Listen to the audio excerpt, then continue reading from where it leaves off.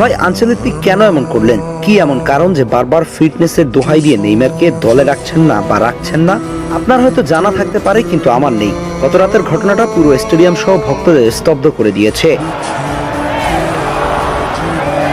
এই ভিনি কি দলকে জয়ের নেতৃত্ব দেওয়ার ক্ষমতা রাখে? যাকে নিয়ে খুব লাফালাফি চলে, কি করছে ভিনি, ম্যাথিউ কুনহা, রাফিনহারা?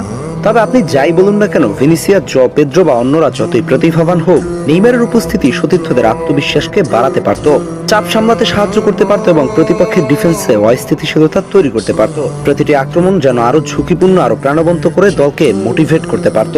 আর বিশ্বকাপের মতো বড় মঞ্চে যেখানে প্রতিটি মুহূর্তে গুরুত্বপূর্ণ, সেখানে নেইমারের অভিজ্ঞতা, মাঠের নেতৃত্ব এবং ক্রিয়েটিভিটি দলের জন্য এক ধরনের নিরাপত্তা যোগাতে পারে, যা শুধু গোলের সম্ভাবনা নয়, পুরো দলের মনোবল এবং খেলার ধারা বদলে দিতে পারত। দেখুন, আর্জেন্টিনা দলে কি আছে আর ব্রাজিল দলে কি আছে আর কি নেই, একটু ভালো করে বুঝিয়ে বলছি, দাঁড়ান। আর্জেন্টিনা আছে মেসি, মেসিকে নিয়ে সবার মধ্যে আবেগ আর ভালোবাসা এবং সাথে ফুটবল খেলাটা, এই দুয়ের সংমিশ্রণ। আর ব্রাজিলের ভিতরে কি আছে? শুধুই ফুটবল খেলাটা। হ্যাঁ, শুধুই খেলাটা আছে, কিন্তু আবেগ, ইমোশন এগুলো নেই। ভাই, আবেগ ইমোশন তো আর এমনি এমনি আসে না, কোনো উপলক্ষ লাগে। আর্জেন্টিনার মেসি হলো সেই উপলক্ষ, আর ব্রাজিলের উপলক্ষটা হতে পারতো নেইমার, যে নেইমার কিনা পুরো ব্রাজিল দলকে একত্রিত করতে পারতো, রাখতে পারতো উজ্জীবিত। ভাই, আপনাদের দল সেই আবেগ আর ইমোশনকে উপেক্ষা করে ফেলে দিয়েছে।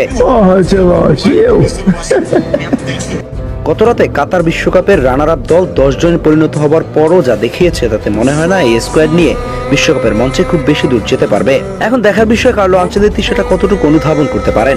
কেননা দলটার পরিচালক তো একমাত্র তিনি। তবুও ব্রাজিলে নেইমারের অভাবটা স্পষ্ট দেখা যাচ্ছে, যা সবাই হারে হারে বুঝতে পারছে। কিন্তু প্রশ্ন হলো, ডন সাহেব বুঝবেন তো? এখন প্রশ্ন